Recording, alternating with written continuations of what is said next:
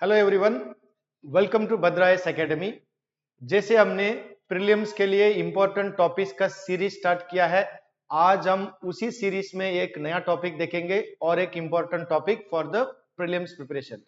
तो आज का हमारा डिस्कशन का टॉपिक है for the prelims 2026। This topic is called monetary policy. तो ये मॉनेटरी पॉलिसी जो टॉपिक है, इसमें 100% गारंटी आपको एक ना एक सवाल आने का चांसेस होता है, राइट। तो इसमें क्या क्या टॉपिक हमें पढ़ना है।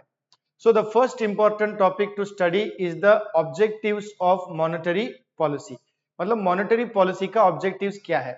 तो अभी देखिए, मॉनेटरी पॉलिसी का मेन ऑब्जेक्टिव्स होते हैं, for example controlling inflation within the target, regulating the supply of money, regulating the rate of interest, looking after the flow of credit, GDP growth, etc.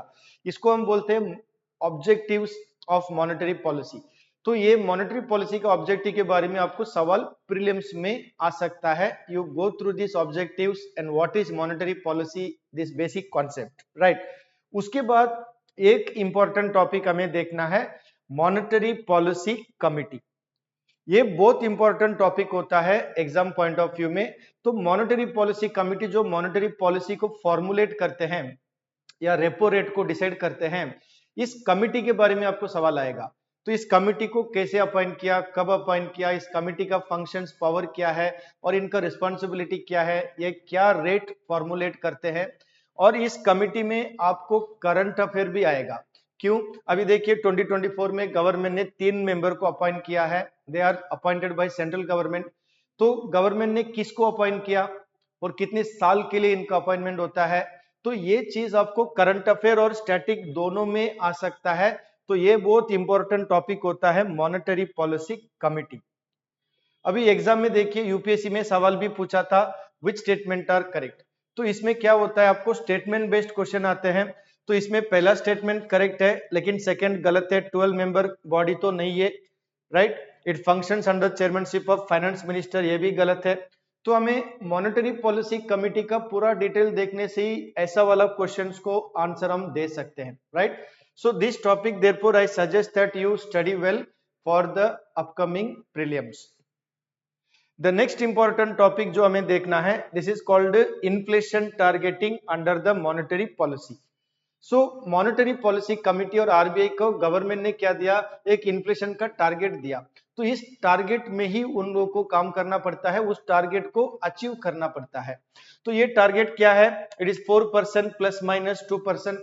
तो इस टारगेट के बारे में आपको सवाल आएगा, कितने साल में ये टारगेट फिक्स किया जाता है, करंटली टारगेट क्या है, कौन सा इन्फ्लेशन इंडेक्स को ये टारगेट कम फॉलो करते हैं, वेदर इट इज सीपीआई और WPI.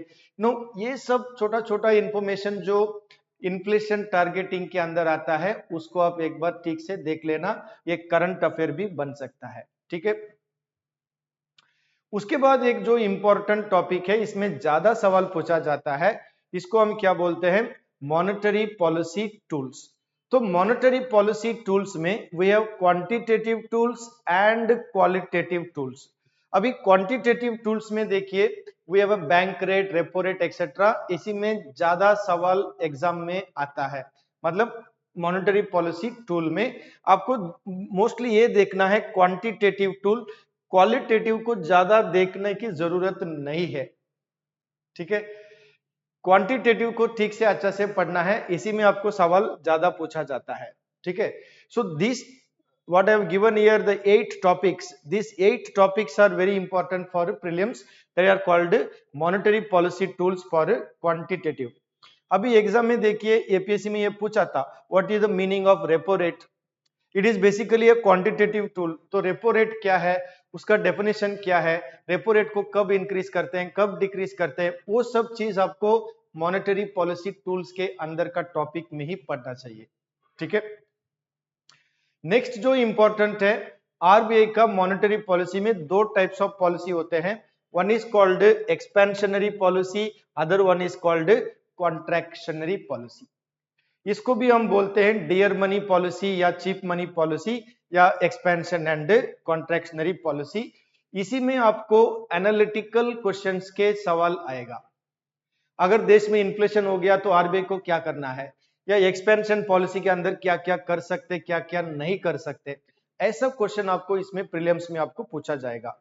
So if you look at here the RBI takes expansion monetary policy, तो आरबीआई को इसमें क्या नहीं करना चाहिए, तो इसका आंसर क्या होगा, RBI can not increase the MSF, क्योंकि एक्सपेंशन पॉलिसी में सभी रेट को हम कम करते हैं या कट करते हैं, राइट। तो ऐसा वाला क्वेश्चन को समझने के लिए first you need to go through the details and you need to understand this, okay. So now you see the functions of RBI, this is the last and important topic in monetary policy. RBI का functions क्या होते हैं, RBI का powers क्या होता है, ये topic आपको जरूर पूछा जाएगा, ओके। हर समय में आरबीआई का फंक्शंस में एक कुछ ना कुछ एक क्वेश्चन यूपीएससी लेवल में आ जाता है। फॉर एग्जांपल इधर देखिए, which organization looks after the custodian of exchange function in India? It is simple, the RBI। इधर जो आंसर टिक किया किसी ने, ये तो गलत है, राइट, ठीक है। वैसा भी ये एपीएससी 2024 का रिसेंट क्वेश्चन है। अभी देखिए एपीएससी 2015 में और एपीएससी 2014 में भी ये सवाल आया था आरबीआई के फंक्शन के। For example, which of the following is banker of the bank? Answer is simple, RBI। The monetary policy is formulated by RBI। Now currently it will be RBI, within RBI जो मैंने आज starting में बोला था monetary policy committee. तो अभी देखिए monetary policy के अंदर कितना सारा क्वेश्चन एमसीक्यू प्रीलिम्स में आ चुके हैं, तो इसलिए मैं बोल रहा हूं ये जो टॉपिक है ये एग्जाम में प्रीलिम्स में इंपॉर्टेंट बनता है, right. So study well, prepare well for your prelims, okay. For any further information or any help if you require, you can contact us at 8638391721, okay, and you keep following our videos। I will come out with more topics for different subject, मतलब economics के अंदर जो अलग अलग topics या chapters होते हैं उसमें क्या पढ़ना है, क्वेश्चंस कैसे आते हैं, that I will give you every topic, okay। So till then you watch our videos and prepare for your prelims. Thank you.